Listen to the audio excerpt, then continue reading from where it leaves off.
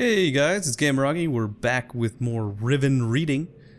And today might be the very last journal, I think.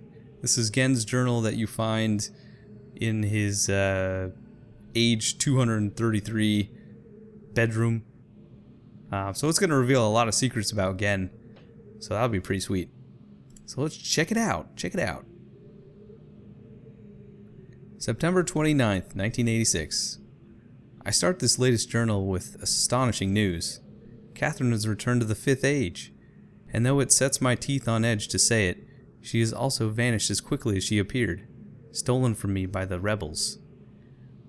As my guard tells it, she linked into the Fisher Plateau cage, as I'd guessed when suddenly he was set upon by a band of rebels, who darted him and spirited her away.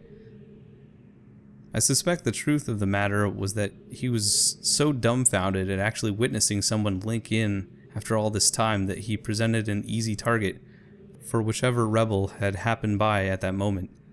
The damnable luck of it all. He did get a good enough look at her, though, to verify that it was indeed Catherine. He also claims that he inspected all of her belongings and found no linking book on her person. A fact which, if true, makes the question of why she's returned here all the more puzzling. While I am sick with frustration at having lost the only quarry that Cage has ever caught, I am also filled with hope. She may yet provide me with a good way back to Denis. It is true that I have managed, despite overwhelming odds, to break free of the confines of the 5th Age and resume my mission to save my culture from extinction. But I fear that unless I am able to regain access to the vast resources that lie in the city's ruins, the task of reconstructing that great civilization will be impossible. If Catherine did bring a linking book with her, then I am halfway there. If not, then she is trapped in the 5th Age, and I can assume that my emotionally crippled son will soon be along to rescue her. Either way, it is crucial to my plans that I find her soon. Her presence here now forces me to take the rebels more seriously. I should never have permitted them to survive this long. October 5th, 1986. Once again, the great Whark has demonstrated its usefulness to me. This past week, the villagers have been most difficult to manage. Apparently, they have learned of Catherine's arrival, and their fear of this mythic beast has been all that's kept them in line. Had I known how truly useful these prodigious creatures would prove to be, I would have perhaps captured more of them while the local population was still plentiful. Although, to be sure, if these disturbances continue, my current pets will be in no danger of perishing for lack of nourishment. October 13th, 1986. The search for Catherine continues. I now deeply regret my mistake of having ever taught these primitive people anything at all about the books. It seems that with each passing day, I more sorely realize the extent to which they were not ready for that knowledge, not even in the simplified manner in which I had presented it to them. Their minds, adopted only to the exceptionally menial tasks of village life, were incapable of comprehending the art in all its complexity, and thus were unable to extract the essential underlying principles that are, ironically, so elegantly simple. It is obvious that much of the discord that exists between us stems from their failure to grasp the full meaning of the information I gave them. If they'd been able to gain even the smallest glimpse of the future I'd planned for them, then this conflict would not exist. The minds of children are much more malleable. With the proper instruction, they have developed a more appropriate posture towards the culture that gave them their lives. At times, they take to it almost as if they had a bit of Denis blood in them. Given the natives' inborn limitations, however, I am quite careful that none gain a level of understanding that would permit them to sin against their future the way that Catherine did. How foolish I was to think that she could contain such knowledge responsibly, when it was quite clear that my own son could not. Atris. Still, he remains one of the greatest disappointments of my life. I should never have left him with my mother. By the time I'd returned for him, he had already been poisoned as to all thoughts of the Denis. Perhaps it was the only way that she could rationalize the fact that she had been responsible for the collapse of their civilization. So much destruction, so many great lives lost. The guilt must have been unbearable. I do have vague recollections of the love she had for my father and for our world, but ultimately she was an outsider whose ignorance of the Denis became the catalyst for their demise. If I'm able to rebuild our culture and in the process correct such crucial weaknesses, then perhaps what she did was ultimately necessary, in order that a new era of prosperity might someday come to pass. January 4th, 1987. These last few weeks I have found myself frequently beset by images from the past. As I stood in the schoolroom today, I was reminded of my own childhood, the years I spent in the Bookmakers Guild, Father's immense pride at each of my small accomplishments there. He was an important man in the Denis world, but I can't bear to think of him for long. It's too much. I was too young to see such a thing. February 8th, 1987. I've got her! Late last night I received word that Catherine was in the village attempting to persuade the people to join her. I lost 2 good men in the process, but I would have paid 100 times that number for such a prize.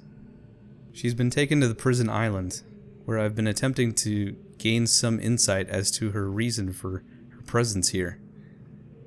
I've had to fight the all but constant impulse to put her on the gallows. She has adopted the most infuriating stance of only answering my questions, when she answers them at all, in her native tongue.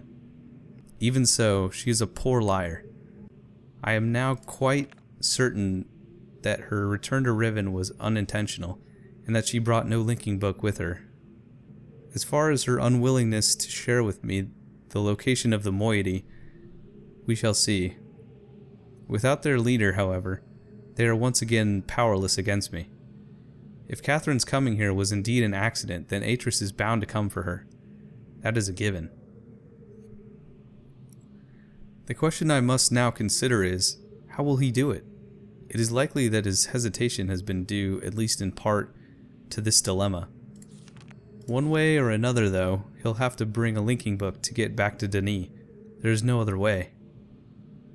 June 20th, 1987. It's late and I can't sleep. I've lost so much in my life. My people, my father, my son, and you, my wife, Keta. You were the only true kindness I have ever known. Watching you flicker there in the imager. Sometimes I wonder if you were real.